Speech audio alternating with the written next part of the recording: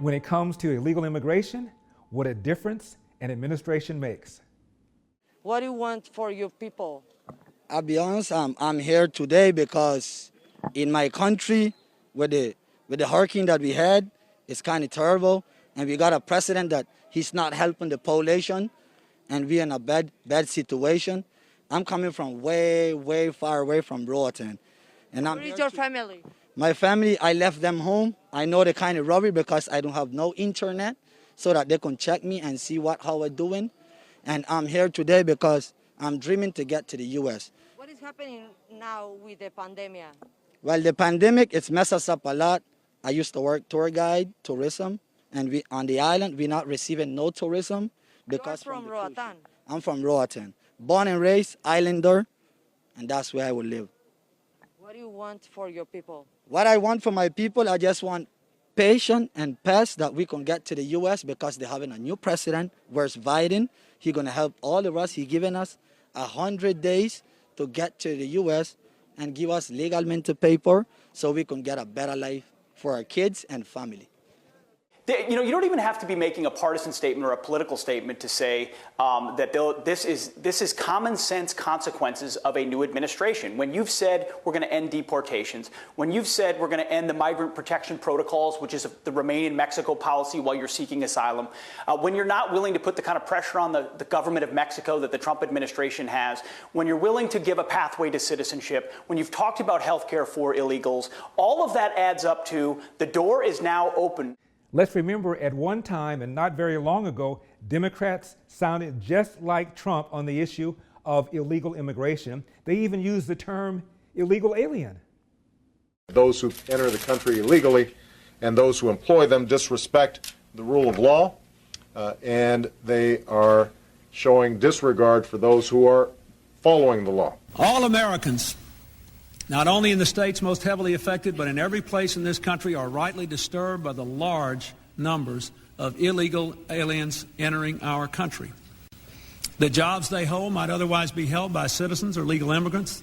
The public service they use impose burdens on our taxpayers. I think we can enforce our borders. I think we should enforce our borders. If making it easy to be an illegal alien isn't enough, how about offering a reward for being an illegal immigrant? No sane country would do that, right? Got a couple of different issues. We're talking about, do we have a commitment to secure the border? Yes. What are the options that we have available to us? Let's make sure they work. Because we do, while we need to address the issue of immigration and the challenge we have of undocumented people in our country, we certainly don't want any more coming in. In approaching immigration reform, I believe we must enact tough, practical reforms that ensure and promote the legal and orderly entry of immigrants into our country.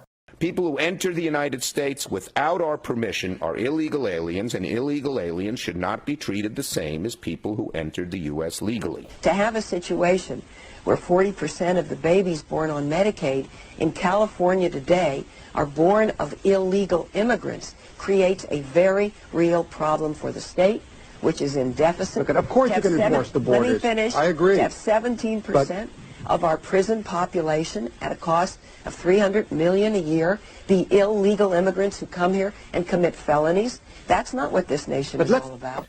We all agree on the need to better secure the border and to punish employers who choose to hire illegal immigrants. That's why our administration has moved aggressively to secure our borders more by hiring a record number of new border guards, by deporting twice as many criminal aliens as ever before.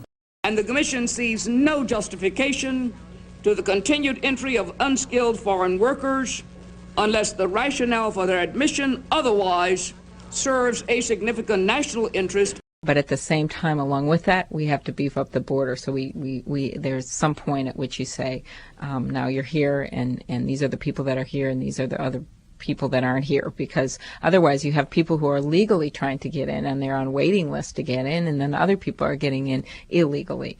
It doesn't make any sense. No sane country would do that, right? I continue to believe that we need stronger enforcement on the border and at the workplace. All illegal aliens present in the United States on the date of enactment of our bill must quickly register their presence with the United States government or face imminent deportation. That means a workable, mandatory system that employers must use to verify the legality of their workers. We will try to do more to speed the deportation of illegal aliens who are arrested for crimes, to better identify illegal aliens in the workplace, as recommended by the commission headed by former Congresswoman Barbara Jordan. I urge the Congress to adopt tough policies needed to verify employment authorization. When we use phrases like undocumented workers, we convey a message to the American people that their government is not serious about combating illegal immigration. If you don't think it's illegal, you're not going to say it.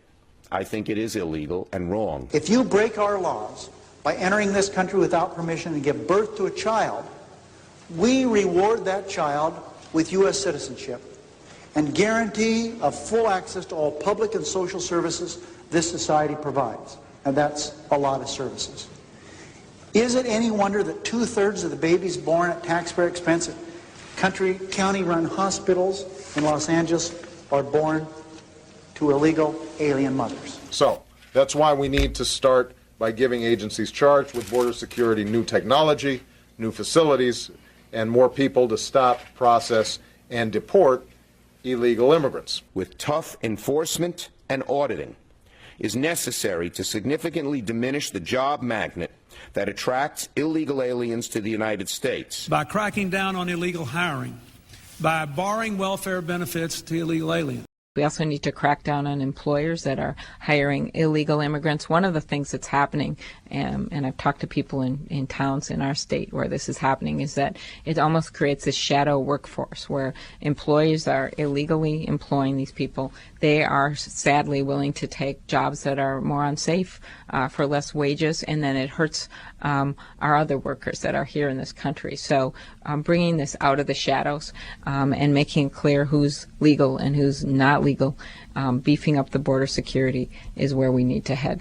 Right now, we've got millions of illegal immigrants who live and work here without knowing their identity or background. But we are also a nation of laws. It is wrong and ultimately self-defeating for a nation of immigrants to permit the kind of abuse of our immigration laws we have seen in recent years, and we must do more to stop. When immigrants are less well-educated and less skilled, they may pose economic hardships for the most vulnerable of Americans, particularly those who are unemployed or underemployed. We simply cannot allow people to pour into the United States undetected, undocumented, unchecked, and circumventing the line of people who are waiting patiently, diligently, and lawfully to become immigrants in this country.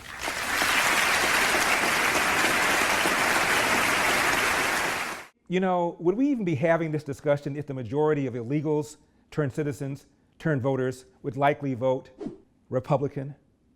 This union leader, after 2009, laid it out. If 2/3 of these new voters vote our way, we're going to have a progressive governing coalition for the long haul. So I think there's two things, very quickly, that matter for the progressive community. Number one, if we are to expand this electorate to win, the progressive community needs to solidly be on the side of immigrants. That will solidify and expand the progressive coalition for the future. And let me tell you, when you are in the middle of a fight for your life, you will remember who was there with you. And immigrants count on progressives to be able to do that. Number two, we reformed the immigration laws. It puts 12 million people on the path to citizenship and eventually voters. Can you imagine if we have even the same ratio, 2 out of 3, if we have 8 million new voters that care about our issues and will be voting, we will create a governing coalition for the long term, not just for an election cycle. Note he says 11 million illegal immigrants. Why is the number always 11 million? We've got 11 million undocumented people in this country. Within 100 days, I'm going to send to the United States Congress a pathway to citizenship for over 11 million undocumented people. We are not going to deport 11 or 12 million people in this country. And Biden introduced legislation to offer legal status and a pathway to citizenship or an estimated 11 million undocumented immigrants. What it is basically an opportunity for the estimated 11 million undocumented immigrants living in the United States to legalize. You know, when Ronald Reagan granted amnesty in the mid-'80s, twice as many illegals applied as experts expected. Why would it be any different this time? In fact, 3 Yale professors put together a study, and they say the number of illegal aliens in this country is probably twice the usual 11 million that people throw around. Conventional estimates provided by both the Pew Foundation and also the Center for Migration Studies suggest that that number is a little over 11 million. And those figures are arrived at via surveys where people are actually questioned as to whether or not they were born outside of the United States and whether they are citizens. What we have done is something quite different. We have not administered surveys. Rather, we have collected both operational data, such as deportations and visa overstays, and demographic data, such as death rates and emigration rates, and combine these using a demographic model that follows a very simple logic, which is that the population at some point in time is equal to whatever that initial population was, plus everyone who came in, minus everyone who goes out. It's that simple. That's essentially what the model does. We discover that the survey-based result that there are 11.3 million undocumented immigrants seems to fall far short. We have a conservative estimate that says the number is at least 16.7 million, and over 1 million different scenarios, accounting for all of the variability in the various parameters that we need for this model. On average, we're estimating something like 22 million undocumented immigrants in the United States. Finally, there is no such term in our U.S. code as illegal immigrant, undocumented immigrant, undocumented worker. The term, the precise, legal, and correct term is illegal alien. It is gender neutral, race neutral, ethnicity neutral, nationality neutral, illegal alien. In fact, Cindy Rodriguez of the Hispanic Journalists Association says, using words can change how you see an issue. Does she realize what she's saying? Here's what she said. If you can control the words people use, you can frame the issue. That's how propaganda works. Repeat the words continually until it reshapes the way people think, end of quote. When we use phrases like undocumented workers, we convey a message to the American people that their government is not serious about combating illegal immigration, which the American people overwhelmingly oppose. If you don't think it's illegal, you're not going to say it. I think it is illegal and wrong, and we have to change it. Well, that's quite an admission, Ms. Rodriguez. Even if you didn't know, you made it. Illegal alien is not the same thing as an undocumented worker or an undocumented immigrant. An illegal alien is an illegal alien. I'm Larry Elder, and we've got a country to save. I'll see you next time.